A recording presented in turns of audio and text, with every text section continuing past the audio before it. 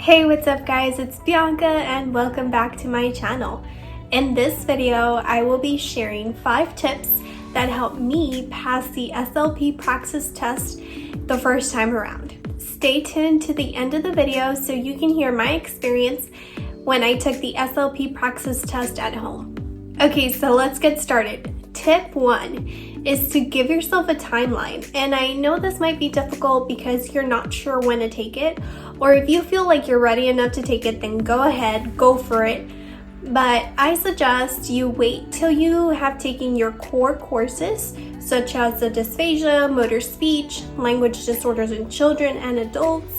That way you have all your foundations covered.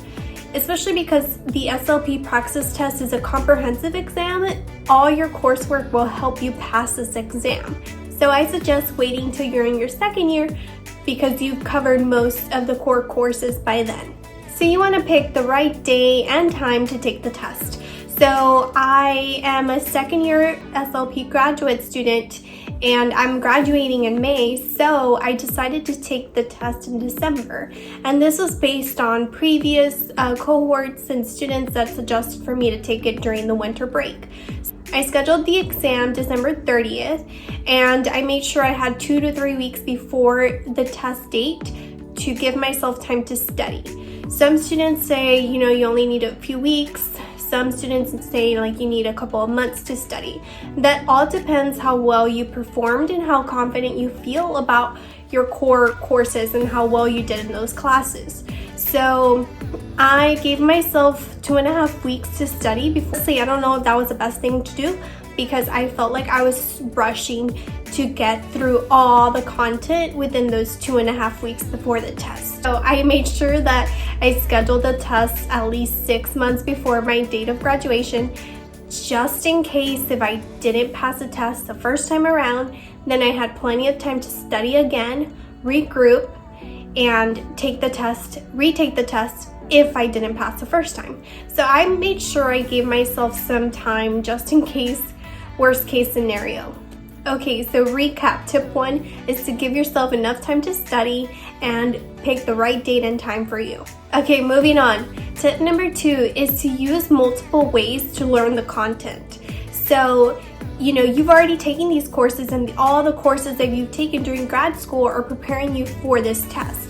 So pull out old PowerPoints and lectures from your professors. Review that because that's going to be on the test. It's comprehensive, so it's everything. You can't focus just on one subject because you want to kind of review all of it because you don't want to get a surprise the day of the test and kind of beat yourself up because you're like, okay, I did not review this part, or I didn't review fluency enough, or I didn't review motor speech enough. So just make sure that you cover all your bases.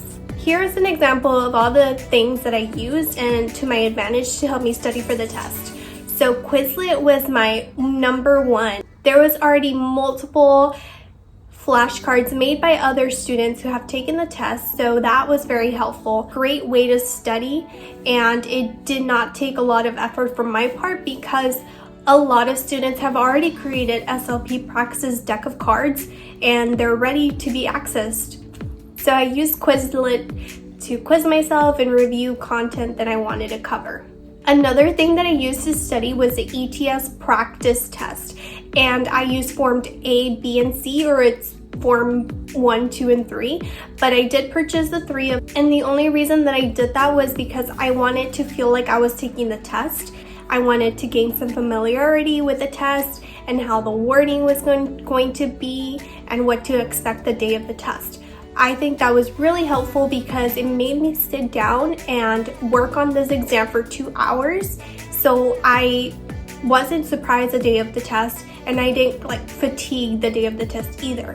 So the ETS practice tests were really helpful. But they were a little bit harder than the actual tests themselves. So don't mind that. But just keep in mind they are not trying to trick you. If you gain some familiarity with the questions and how they word the questions, you will be okay. Another way to study was I watched YouTube videos. Let's say I wanted to review language milestones, so I would play videos when I was cooking. So I really took advantage of all the ways I could study, and I didn't have to write everything down. I used audio, visual, and that seemed to help a lot. Another way that you can study is studying alone and studying with a group.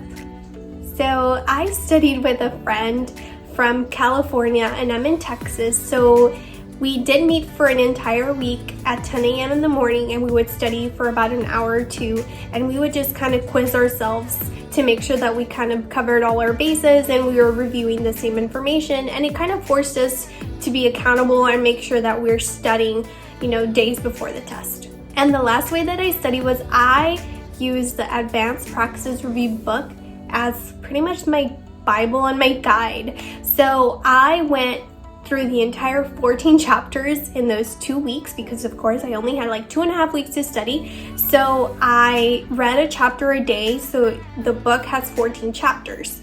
So you can already imagine all the content and information the book had. But this gave me a goal every day. But that's not what I suggest. I don't suggest that you cram everything 2 weeks before the test, because trust me, you're gonna get fatigued. I got fatigued and I didn't want to study, and I even gave myself like a day, like 2 to 3 days off, because I was like, okay, I'm like over this. I don't want to open up the book. Like, I'm tired of reading the book. I'm done. So the Advanced Praxis Review was honestly one of like the best things that helped me study for the test, and what I saw in the book, I saw on the test. So that was very helpful. Okay, so tip number 3 is days before leading up to the test, make sure you give yourself some time to just kind of like relax and not add extra pressure that you might be feeling. And I know this can happen, and I know it's really hard not to put so much pressure on yourself. Some require you to pass a praxis before you get to graduate, because if not, you don't get to graduate. And it's putting a lot of pressure on the student, but just keep in mind that you need to give yourself like the day off before the test, and you don't want to be overwhelmed and reviewing all the content in the day before the test. That's not a great idea. Okay, and tip number 4 is to get plenty of sleep, eat a good breakfast the day of the test, wear comfy and loose clothing. You want to be comfortable. You don't want to be cold, especially if you go to a testing center. They're always freezing. Don't wear any jewelry, and make sure you have your license and your ticket for the test. Oh, and I almost forgot. During the test, make sure that you are on question 60 within the hour. That way you have an hour to do the rest of the 60 questions that you have left, because there's a total of 132 questions. So you want to make sure you're at the midpoint within the first hour. And that way you have a little bit of time left at the end to go back and review whatever you didn't answer or whatever you marked that you wanted to go back and review. Okay, so you made it all the way to the end of the video. Now I get to share what it was like to take the SLP Praxis test at home. So I did encounter minor hiccups. So I registered for the exam online at ets.org. Before you register for the test online, you have to do a computer requirements test. So there are certain requirements that ETS is requiring of you for your computer to have, such as having a certain percentage of RAM usage. You're only allowed to have one monitor. You have to have a computer that has a webcam. So they're going to run a test to see if your computer needs a software update. So you have to do an audio, visual, and system check before you're able to register for the exam. And I know I hit a couple of glitches when it came to that. It kept saying my RAM usage was through the roof. I think it said my RAM usage was like 99%, and it's supposed to be at 95 or 90. So I had to go and declutter my laptop and delete a bunch of old files and junk stuff I had on my laptop. And then all of a sudden, then I get a notice that, okay, you failed the test because your Wi-Fi is not strong enough. So I'm like, okay, so what can I do to fix this? But needless to say, I did what I had to do, and once I passed the test, then I was set to go. So the day of the test, I did have to download a browser so the proctor could gain control of my laptop and make sure that I wasn't screenshotting anything and making sure I wasn't recording anything on my laptop. So the proctor is observing you the entire time. It's almost the same rundown as if you were at a testing center. They did ask me to show him my ears and my wrist, and they wanted the only thing that did differ was that I had to show them a 360 view of the room where I was testing, and I had to stand in front of a mirror with my laptop to make sure that I wasn't cheating and I didn't have any notes around my laptop.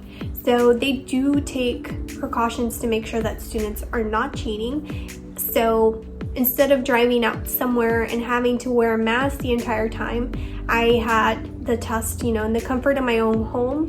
I did have a quiet and uninterrupted space, which was nice.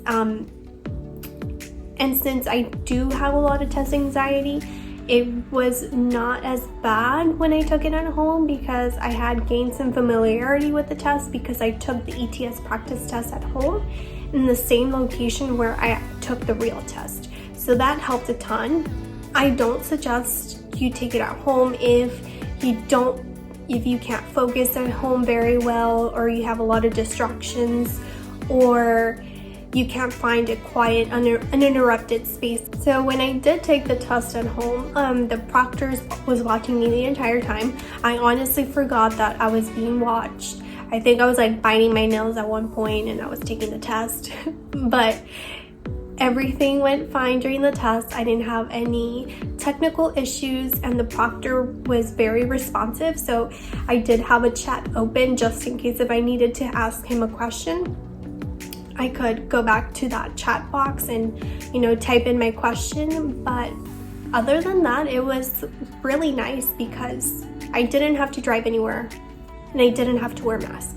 And I did get my test results that day. So after I finished my test, I forgot to mention this, but you do get to use a whiteboard and a marker during the exam. So if I wrote down anything on the whiteboard at the end of the test, then I had to show the proctor my whiteboard and have to erase everything on the whiteboard. So that was nice, having a whiteboard and a marker during the test, but I didn't really use it. But anyways, so at the end of the test, once I submitted the test, make sure that you report your scores, because if you don't report your scores, then you are not going to get your test results. So I did report my scores and I got my scores right then and there. They did not change once I got my official score from ETS. So that was one thing that I really did like, that I got my test results right away. I was thinking, okay, since it's online, then they have to review it, and that didn't happen. So for those that have really bad test anxiety and prefer to take the test at home, then I suggest you do so. But if it's a case that you can't focus and do well at home, then go to a testing center. I do want to give a shout out to my friend Elizabeth. She is known as Speechie on Instagram, and she studied with me for that entire week. I mean, she was waking up at 8 in the morning. I was waking up at 10, but she was waking up at 8 a.m. to meet me at my Central Standard Time. And she really quizzed me and she really helped me review everything that I needed to know before the test. So thank you, girl. I would have not done it without you. So make sure that you find someone you can rely on to study. So if you're taking the Praxis test anytime soon, or you're considering taking it in the future or at the end of the year, I wish you the best of luck. All your coursework has prepared you for this, so don't freak out. Use creative and fun ways to study and get out of your comfort zone. Use different things such as Quizlet, make your own study guides, study alone or study with your friends, whatever works best for you. So good luck, and I wish you the best. Thank you for watching. Don't forget to like, subscribe, and hit that bell so you don't miss my next video.